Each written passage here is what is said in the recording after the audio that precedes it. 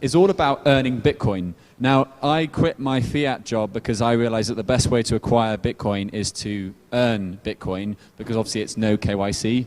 Feel free to use this example, guys, on your panel.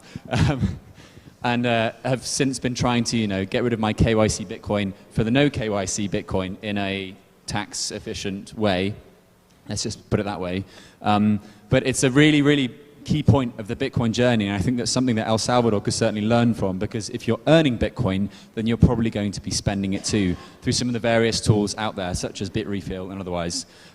Because we're a bit short on time, there's going to be no game right now. Sorry to let you all down. I know you're all really excited about that. Yeah, boo indeed. But yeah, I'm going to introduce the next panelist. Stephan, I think you are the moderator. You are the moderator.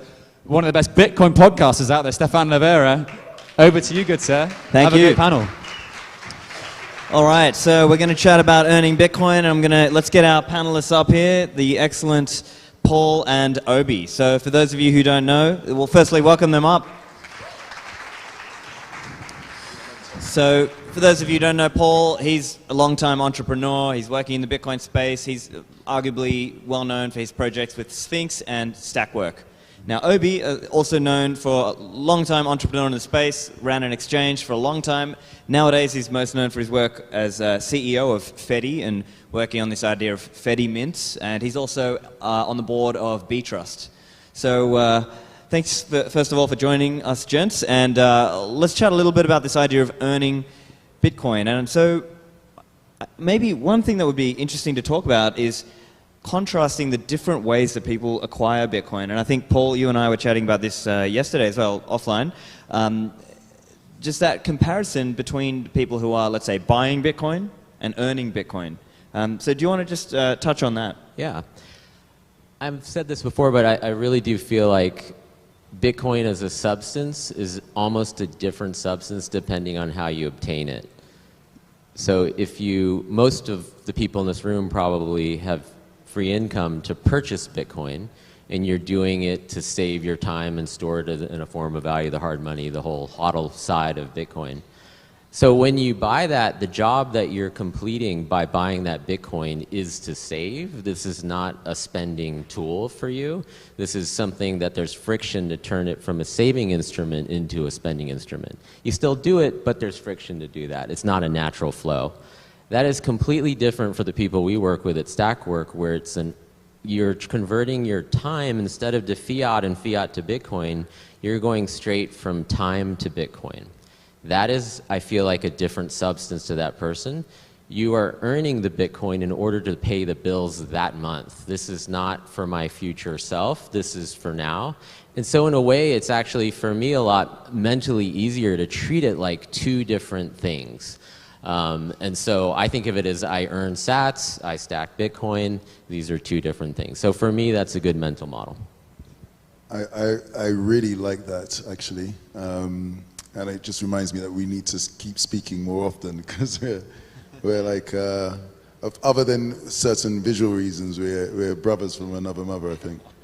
But we in Fedi, actually, anybody can choose whether they receive salary in Bitcoin or they receive their salary in fiat. And I personally receive my salary 100% in Bitcoin. And so that is exactly what happens to me. I have to convert some of it to buy things, to pay for rent and so on. So I personally have that experience. Also, I saw it running an exchange prior to Fedi. I ran an exchange for 8 years. And you saw people who were buying it as an investment, and you saw people who were depositing Bitcoin because they had a salary in Bitcoin in one form or another. And again, the attitude, the mindset around it, the usage of it, how they thought about Bitcoin was very different. So I completely agree with that. Right, so let's summarize that. Like, there are some people who are just merely stacking and like hodling, and then there are those who are, let's say, earning, and then they are more inclined to actually earn and spend. And so there's a bit more of a circular flow concept going on. And I think it's also fair to say maybe that even applies in a Lightning sense as well. Maybe you're more inclined to spend over Lightning if you're actually earning in Lightning also. So maybe that's something there. But well, I think another area that would be good to just sort of set the ground for everybody, let's chat. I mean, we have to kind of, take an estimate. How many people do you think today actually earn Bitcoin? Do you have any idea? Obviously, we're just kind of back of the envelope, but if you had to guess, what do you guys think? Well, I won't want to put a specific number on it, but I would say that it's way, way too low. And what I mean by that is, if you think about the world globally, nearly 8 billion people, 7.7 billion people on the planet. Now, how do most of those people get access to their fiat? For most people, it's fiat. The vast majority of people get access to their fiat by earning it. This is the default way. The second set of people will get it through either remittance or receiving it from their parents, for example, to help pay for their costs if they're children or teenagers. So again, that's a form of remittance from other people. And then the minority get it by converting one form of fiat to another. Maybe if they go on holiday, they may go to a bureau de change and convert, i.e. an exchange. Now, when you're dealing with Bitcoin, it's the exact opposite. The vast majority today are getting their Bitcoin by exchanging it, converting one form of money to another. And then a much smaller set are getting their Bitcoin via remittance. And then there's the tiniest proportion right now are getting it from earning. So it stands to reason that for us to get to a reasonable level, i.e. global scale, we have to turn that on its head. And it has to actually be much more like the existing system. So we are several orders of magnitude lower than we need to be.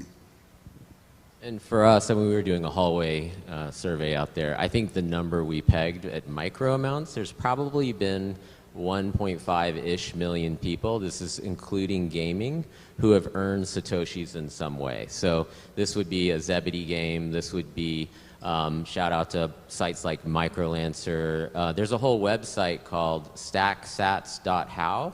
I don't know if you guys have seen that, but that's something that Kevin's put together. And you can see an entire list of games, websites. Visit Stacker News if you haven't already. So are you paying your rent with sats? No, that's a tiny fraction. But have you experienced non-KYC inbound sats without an email address, without your phone number, without a bank account? Those 10 sats, it doesn't matter if that's a penny or whatever it is, it's the way that you got it and cracking that seal and saying that aha moment of someone who says, whoa, I just have this value and I didn't give them my bank account information. They can't take this back from my phone. I have these sats. So with Stackwork, I don't want to assume everyone knows what we do already, but maybe you can cover Fedi too, but Stackwork is just think of it as a micro-task marketplace where our customers pay us fiat money. We go buy in Bitcoin. They give us tasks over an API. So, hey, translate this, label the cat in this picture, all these different tiny little 5-second to 10-second tasks. We post those on a website. Our registered users do those tasks. We limit to around 2 hours a day. You make between $5 and $10 an hour in Satoshis. So this is a Satoshi on-ramp. You just come on board. You work for 10 minutes, you hit the payout button, you have the Satoshis in the wallet of your choice, and there's no backsies, we cannot take that money back. The moment when we see people do that, they know in their head, wait a minute, I never gave you my email address, I never gave you my bank account information, and yet I have money, and I just turned my time into money. And so that has been, I think, the most viral thing we've ever seen. So, we definitely are looking for more tasks. So if you're out there working in corporate America and you need tasks done, come our way. I'd love to talk to you. That's part of what we do. And on this, in fact, I can speak with personal experience. I'm actually also a user of the Stackwork platform. So some of the guys from Paul's team reached out to me and they said, hey, Stephan, do you want us to help you with transcripts on your podcast? And I thought, oh, okay, I mean, at the price they were offering, I thought, hey, why not? Let's give it a try. And so, as I understand, the platform, the way they're working is they will run an automation to have a transcript, and then they have it divvied up and given out in chunks to have it checked by the Stackwork users. And so, in that way, I'm earning some Bitcoin, and I'm spending Bitcoin to Paul's company, and they are in turn enabling other people to earn sats. And depending on where you are in the world, that could be a reasonable amount of money on an hourly rate. So it's an interesting example that I thought would be handy for you. And just to point out the circle, so people listen to your podcast, hopefully on a value for value streaming app. Yes, I have Shout that out too, to yeah. Breeze and Sphinx and what was the other Fountain. one? Fountain, yes. And so the sats flow in from everyone listening. Then Stephan carves out some of those sats, uploads the media file to Stackwork. Ryan back there, I think he's somewhere, find him later, helped manage the account. So then those files are posted. It goes through AI. The AI scores every word that is below, say, a 95% confidence rate. A clip is generated and then presented to a stack worker and says, does this sound correct? You listen to the file, the little audio file, you type in the words, you edit the words, you earn 50 sats in about 10 seconds, and you move on to the next one. So there may be 30 people who actually edited each transcript and did 400 different little 3-second clips. We aggregate those answers back together, and then you get a transcript for $12 instead of $100. It's an order of magnitude cheaper. So anyway, so that's what we like to do. So thank you for your business. So And Yeah, it's not, and so let's, it's not just, obviously that's not the only type of work. You gave me access to an account, although I could have just signed it myself. And I did a few stack work myself. So instead of being a customer, I was actually a user just to get an experience. Because I wanted to see what the experience was like. And I did this sort of thing. It felt almost like a game. There was a video explaining how to do it. And I had to view some videos and tag certain people in videos presumably for some sort of AI-based system and to provide data annotation for them. And that's really interesting because, so way back when I was at university, I studied computer science and cognitive science, so AI. And Bitcoin is this incredible revolution, but the other revolution that's happening right now is the revolution in AI. And AI has, in modern AI, has this insatiable need for data. Now, some of that can be automatically sifted and marked up, but there's always a significant element that's going to need this sort of artificial intelligence, i.e. human intelligence, to be able to disseminate and clarify and work on. Now, the beauty about this is it's something that anybody can do anywhere in the world as long as they're human.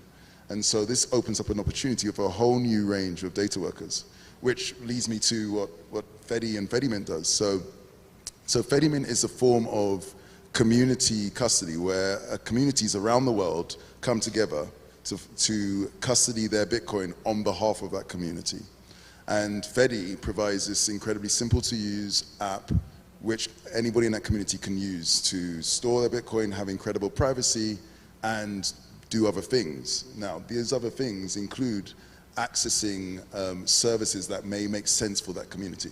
Now, we're a global product, we have interest from around the world, but initially we've decided to focus on our attentions on some of the parts of the world that need something like that the most. So this is the global south, that's Africa, Latin America, Middle East, Southeast Asia, and post-Soviet regions, so people living under the yoke of authoritarian regimes and dictatorships.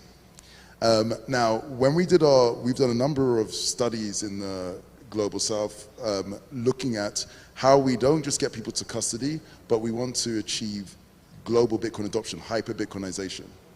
And so 3 things came out. One, people want less expensive ways to do payments. So we're not focused on teaching people how to use Bitcoin, we're focused on teaching people how to make their life better. So they want, when it comes to money. So one thing is payments. And so Bitcoin and Lightning instantly can do that if you're on a Bitcoin standard. The next thing that's even more valuable is remittance. How can we help you get money from friends and family from abroad, but cutting out various very expensive middlemen and getting it directly? And so we will teach people how to do that. But by far the most interest and most wanted thing, and in fact, if you look at Google searches in Africa, for example, for lower wealth demographics, by far the most common searches, how to earn money, how to get a job, how to work. People want to work, they just don't have the chance. So this is the thing. And when we have said to people, look, from within the app, by integrating with things like Stackwork, if we gave you an ability to, while you're using this app, to earn money, and then immediately have it transferred into the app, and also show you how to convert it to local currency, would you find that interesting? And the interest levels go through the roof. They would use that every hour of every waking hour of the day. They would tell everybody about it. If you want to have hyper-Bitcoinization in the fastest way possible, you have to allow people to earn. And so that's why it's going to be a big part of the offering, that we'll find as many mechanisms as possible for people to earn. And we're very happy to be part of that. So yeah, go ahead. Go on. So just summarizing some of the benefits then. So for people watching, even on the stream, or people here, basically people can earn without necessarily having to do KYC, also known as Know Your Customer, meaning you have to show your passport, your driver's license, give them your address, etc. Some of these earning opportunities don't require that, and they are more frictionless, that you can just quickly do this task, earn this money. And you know what? That's not the only way. There are other ways, right? Whether you are a web developer who invoices in Bitcoin for your services. I mean, these are all ways, these all count as earning Bitcoin, right? And for some people, their employer may be actually just paying them in Bitcoin, right? They may have a, maybe their employment agreement is denominated in fiat terms, but they can get paid out in Bitcoin every month, as an example. So there are all these different ways, but they give a more frictionless experience, wouldn't you say? These are probably some of the key benefits. Or do you have any other benefits in mind? It's about reducing friction to the payment and to working with people. So one example, I urge everyone to pay attention to this movement, but it's not just our company. We do something called bounties, where we post programming tasks at the ticket level. And so if you go to sphinx.chat, you click on community and then bounties, you'll see that we are actually moving a percentage of all of our programming work to this open forum. And Kevin on our team has been helping with it, but random Bitcoiners from, we don't know who they are, it's the pseudonymous economy that Balaji talks about online quite a bit. But pseudonymous programmers basically sign on to do the bounty. You make 50, 200, there's one for 500 open right now if you know Rust. We're kind of desperate about that one. So you can do a programming task, get paid out over Lightning, and just walk away. And then now a much bigger player in the space than we are, called Replit. I urge everyone to pay attention to what they're doing. Just 2 days ago, just launched their own bounty site. If you want to listen to the CEO, he was recently on Saifedean's site and is planning on migrating payments, I think, whenever he can over to Lightning. I don't have an inside track there, but let's just put it this way: the payment symbol is the @ symbol in front of the cycles, they're calling them right now. So probably, I don't know, 1 million programmers on that platform who will soon be able to also earn sats. So it's not just labeling cats in a picture for 1 penny. It could be $50 for a programming task. We want to see Lightning migrating from the fiat world directly and allow you to turn, again, a programmer is just time and knowledge in a computer, turn it into Bitcoin, and you're that much more likely to spend. Yeah, I think right now, how do you earn Bitcoin? You can earn it through mining, but that can be an expensive, complex task. But risky. And risky. You can earn, and risky. Well, depends. I have a Bitcoin mining operation in Africa. It can be done in a lower risk way. But you also can earn it through running a Lightning node and charging fees. Although it's hard to make margin on that now, but as the Lightning Network expands, that will become more and more profitable as well. But all these things, unlike other mechanisms on other blockchains and so on, all these things require you to put in work, human work, managing your Lightning node, or human work and effort and skill, learning how to mine, to convert that with that knowledge and work into Bitcoin. And what we've done, what you've done with Stackwork, and what's going to be a continually growing market, is the ability to take a much wider range of human knowledge-based skills and to convert that knowledge into Bitcoin. So whether that's data annotation, or whether that's coding, or any other data or knowledge-based work. And what we have to understand is, with the invention of Bitcoin, the internet before, but definitely with Bitcoin, we're seeing this increasing increase in the value of information. So as time goes by, information, especially in the form of money and so on, goes up in value. But technology at the same time reduces the costs of the physical world. So items are becoming less and less expensive to make and to produce. So we're seeing a transition of value to digital. And that value is going to be the part of the rest of the economy for the coming decades to come. The way I see it is we're building this parallel economy, right? You have the fiat economy, the legacy world, and we have our parallel economy that we're growing over time. And so earning Bitcoin is your ticket to that parallel economy, that you can just be buying things. You can be here in El Salvador, you can go to the cafes here, you can buy things on Bitrefill, you can do all kinds of things and just transact and look for other people inside our parallel system. So in a way, we're building this parallel system, and perhaps that's even a Fedi idea as well, right? Like with Fedi, you're going to have communities of people who are transacting locally, and they're going to be transacting using the Fedi Mint protocol, but internal transfers, and then when they need to transfer outside of that, that's a Lightning transfer using Fedi, right? Yeah, so as I said, we need to start the process, and earning money from external to the community, into the community, is incredibly valuable because that enriches the community. If money comes into the community, but it stays within the community, that is the way you enrich a community. Less money going out than in. And so, as I say, projects like Stackwork are things that we want to integrate and support. But then what happens is you're now earning regularly, and you're going to have to spend, and you're doing something which is incredibly addictive and viral, because people want to tell their friends and family that there's a way of earning reasonable amounts of money. In certain countries where some of the countries and regions we were in, $10 a day is a reasonable daily earning. So if you're earning a few dollars an hour, that's going to be very, very viral very quickly. And people are earning this money, and they're going to spend some of it, and the way they will spend will be to convert ideally in a censorship-resistant manner to the local currency. But after a while, as more and more people in that community are doing the same thing, they're going to start saying, well, we know we can convert, but why don't we just pay each other directly? And at that point, merchants will start to receive and spend, and users will start to spend. So you now create this local hyper-Bitcoinized economy. It will just naturally happen. If you find a mechanism to earn money externally, and that anybody can do with spare time, give it a number of months later, and you're going to see general Bitcoin adoption. And people will just skip out the fiat conversion step. It's like the image you're painting is like an island based on hard money, a community that can interact together. It's almost like a nation state because you have inbound money coming in through remittances and earning, and then you keep as much of it in, and you want more coming in than going out. That's your net inflow. And then that creates wealth that can't be stolen, hopefully, within that small geographic region.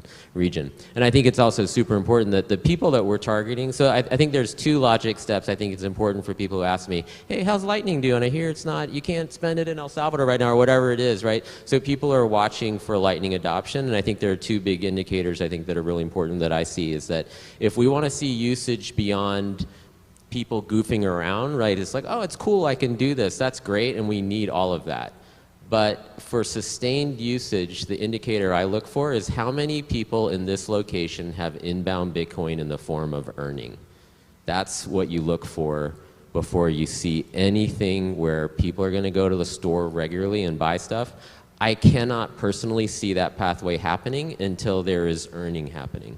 So in the Fedi example, it would be inbound earning, community spending, money staying in that community. That sounds ideal. Merchants, consumers, all exchanging money. So I think there's two things. One is that inbound earning, and the second thing is, where do people really need to earn? There's a desperate need to earn.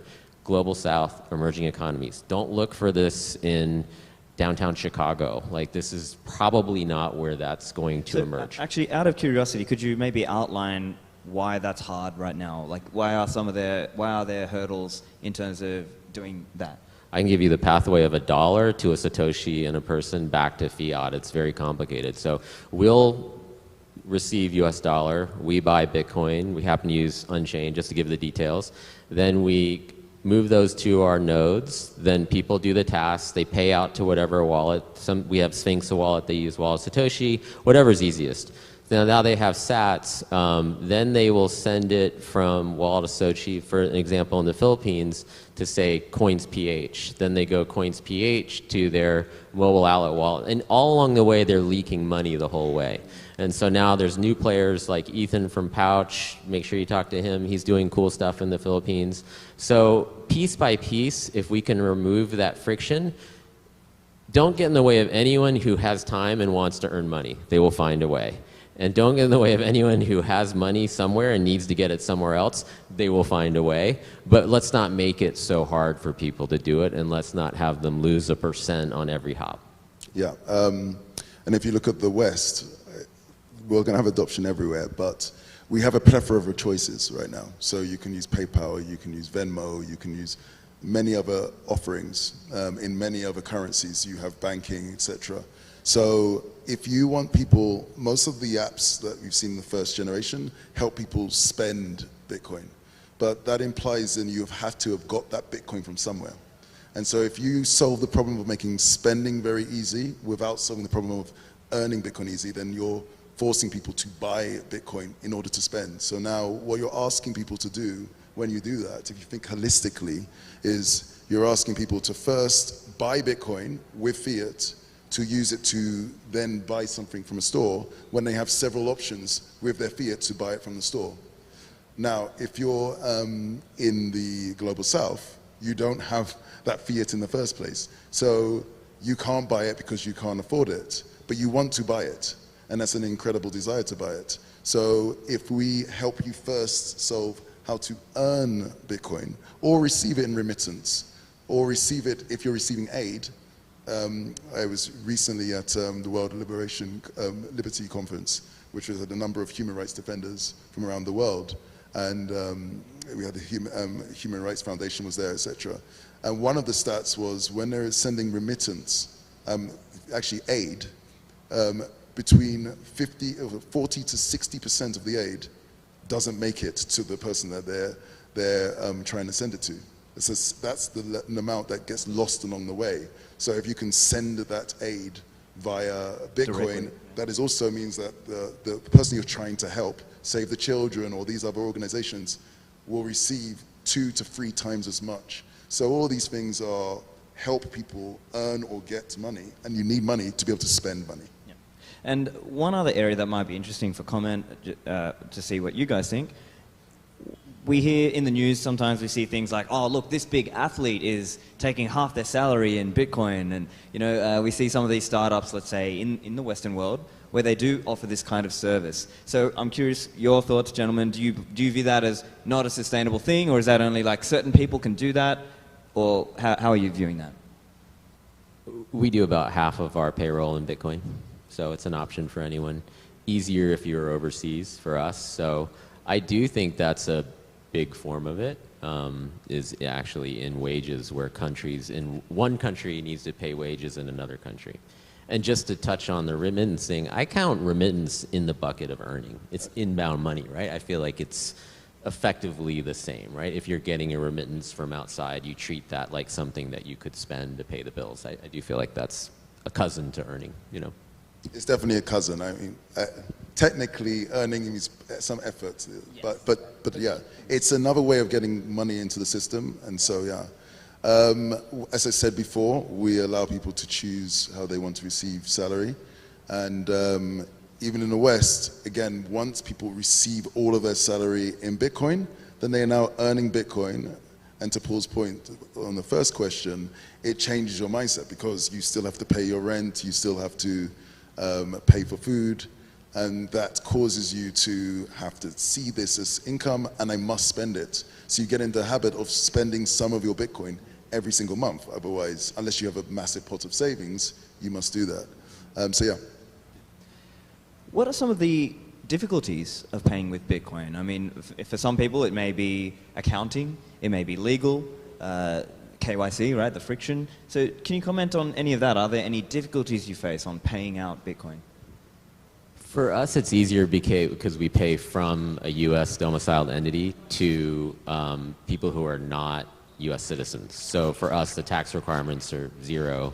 It's treated just like a foreign currency. So if you're a company in the U.S. and you're thinking about paying foreign contractors or people who are not U.S. citizens, then it's very straightforward. It's actually, and every time I go to the bank and pay $35 international wire transfer that takes 2 days to get there versus 20, well, nowadays 30 cents maybe right now in the mempool, so it's far cheaper. And we would love to, we've been struggling with this a little bit because believe it or not, we're not that good at running Lightning nodes, is paying people using daily payments would be ideal instead of these lump monthly on-chain transfers. So we're working towards that. Yeah, I guess one of the difficulties in the Global South, where people may not have, well, often don't have disposable income. At the end of the day, often they receive a salary, it's hand to mouth. So as such, volatility of price of Bitcoin can be a significant factor. So even though I would count myself as someone who's very strongly focused on Bitcoin, having talked to people on the ground, you have to realize that solutions where they can be protected from the volatility are part of the solution. You have to be able to, if they're holding it for a period of time, there have to be ways of protecting yourself from volatility. Now, there are many solutions that we can look at, ranging from stable coins through to Bitcoin-backed stable coins or stable sats and stuff, and so on and so forth. But that is something. Until Bitcoin's volatility reduces, if you need that money to survive and it goes down by 10%, it has a big impact on you. Such a huge point, and I've had so many arguments, I'm sure we all have, but anyone who actually works with people who earn Bitcoin, there's no way if you have to pay your rent that you can afford to leave the earnings in Bitcoin. You would be crazy. It's down 15%, so now you didn't make rent. You're not going to do that. No one in this room, that's an illogical choice. It argues, it doesn't say there's a correct solution. I'm not saying, hey, Tether is the best choice or this other thing's the best choice. But there is, if you are earning and you do not have buffer, you absolutely have to have some protection from price volatility. So you raised a very important point. Yeah. And so, I mean, and that's the point. That's why I said disposable income. You have to work out what you need to live and to thrive, and then anything beyond that. At that point, if you have disposable income, and if you give people the power of the ability to earn from abroad, they will start to gain disposable income. I can imagine a percentage will be able to fluctuate because it's not needed to survive. And it's not just something for the Global South. In Ukraine, they raised a lot of aid to be delivered to people on the ground, to provide medical supplies, bulletproof vests, and so on. And when the price of Bitcoin went down, I was at Oslo Freedom Forum. We were there, both there. And one person was asking me, okay, when Bitcoin goes down by 20%, that's 20% fewer medical supplies and bulletproof vests we can buy, which means 20% fewer people lives are saved. So what do I do about that? And there was a Bitcoiner there who was saying, yeah, but in the long run, the prices will go up. And I was like, do you not just hear what this person is saying? They've got an immediate day one problem. And are you going to say, oh, just 20% more people die while you're waiting for that? So we have to, as Bitcoiners, try harder and think about these things and listen to what users need on the ground and find solutions that are still within the Bitcoin ecosystem. And we're in countries where our users tell us, they ask us all the time, can you pay us in Tether when they have a high inflation situation? Because what they do is they earn in sats, they buy Tether if they're in a country like Argentina that has high inflation, and then at the last possible minute, the morning of, they convert to local fiat and pay the bill. Yeah. That person's not doing that for fun, and they're not like less of a Bitcoiner for it. It's just absolute necessity. And so we're in countries where there's less noticeable inflation, they just go from Bitcoin to fiat. That's what happens. And so it's a payment rail in this use case, and you would love to see eventually people rise out of needing to convert everything and spend it. And then once you save, you leave some in your wallet, you notice it goes up, now you become a saver, now you have wealth. And that's new to many of the people that we interact with. Yeah, I think the money you need for the day is going to be the local currency, cash, whatever that is, which will probably be very, very high inflation in many parts of the world we deal with. The money you need for your month or two, and the amount is different for different people. It might be what you need for 6 months or what you need for a couple of weeks, that you keep in some stable, whatever you define as being stable. And then anything beyond that, you would then consider keeping in Bitcoin. Now, as your wealth increases, that becomes a bigger and bigger percentage. And also as Bitcoin adoption increases, you're going to see the stability of Bitcoin increase, and that again becomes a bigger and bigger percentage. But we need to transition. We have to go from 0 to 1, and that's a path. We're both not letting Stephan talk at all. Sorry. No, that's cool. No, that's good. So, as you've mentioned, there are various approaches that people might use. For some of them, it's stable coins. For some of them, it may be stable sats, which is a project by Galloy.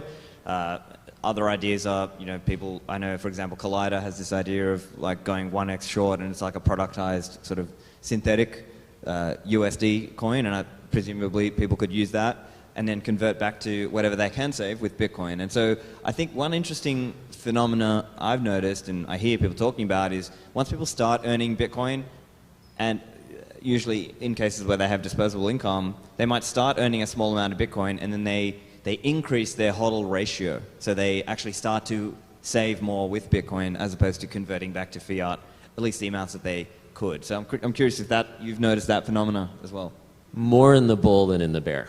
So it happened a lot in the bull. I haven't heard that in a while, unfortunately. So I just want to be honest about that, And I also want to just comment what we were talking about with the stable coins. There's no free lunch on stability either. There has to be something providing it on the other side. So there's no magic situation where there is value stability out there. So there's trade-offs to everything. And I just met Miles from Collider earlier. That sounds like an interesting option. And stable sats from Galloy, I think that's backed by the OKX exchange or something like that. So there's always a counterparty, it seems like, involved. I don't think there's some version that doesn't have that risk. So of course, yeah. and there's custodial risk, of course. But of course.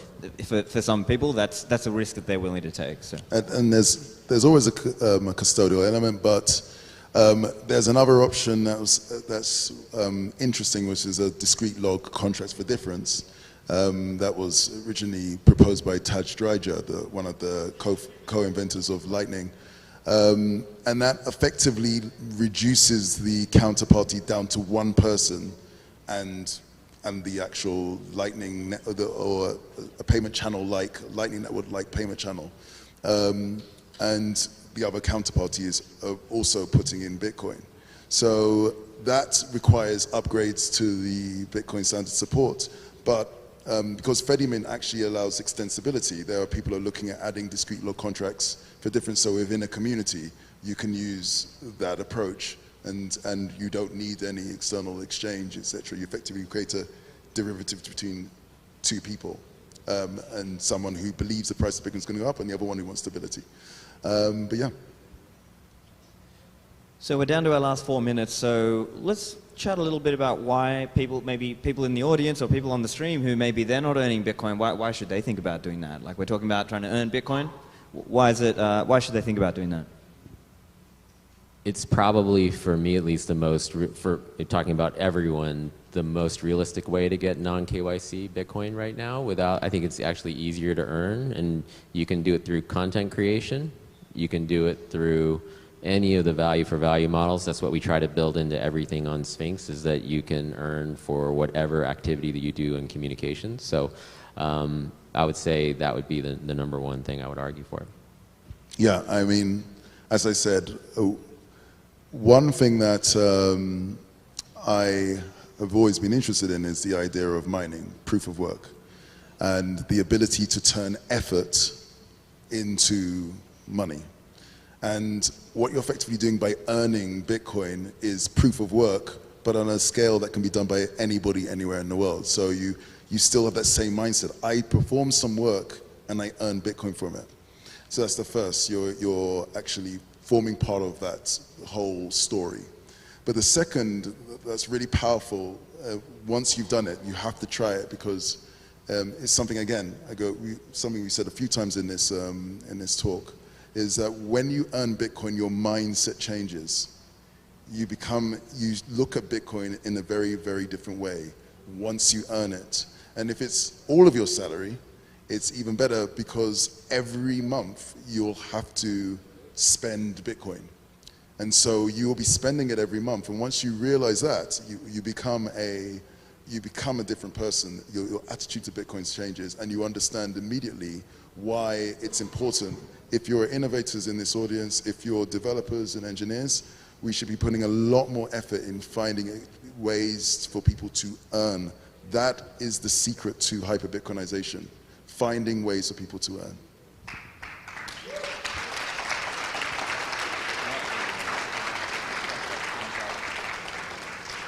So look, I think that is a great spot to finish up.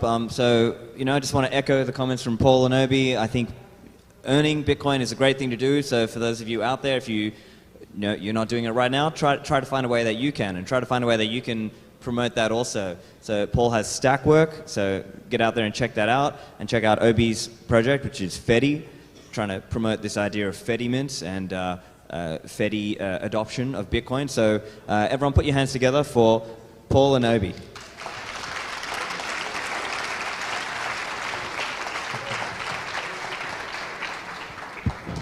What a panel.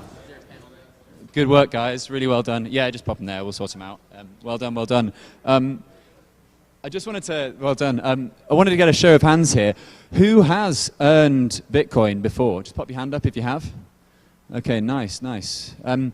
Who's never earned Bitcoin before? Cool. How do you feel about earning some Bitcoin right now? Yeah? Yeah? Because I can pay you some Bitcoin right now if you'd like. Quite thirsty, would really like a beer. Would love to pay you for the work of fetching me a beer. Anyone up for that? I'm serious. Yeah? You want to grab me a beer? Oh, is it right there? Yes. You'll get me. I don't mind. I mean, no. I'll pay you. I'll pay you up front. Oh, okay. I was gonna. Yeah, come on, man. It's all part of the show, I've got tequila. Oh my God. Okay, well, hang on. I need to pay you as well. I'm still getting that beer. Hang on, Daniel, come back here. I need to. Daniel, you've earned some sats. Come back here. This is the problem with being in Bitcoin. People are too damn generous. They just want to give away things. There you go. This is the issue of trying to earn sats nowadays.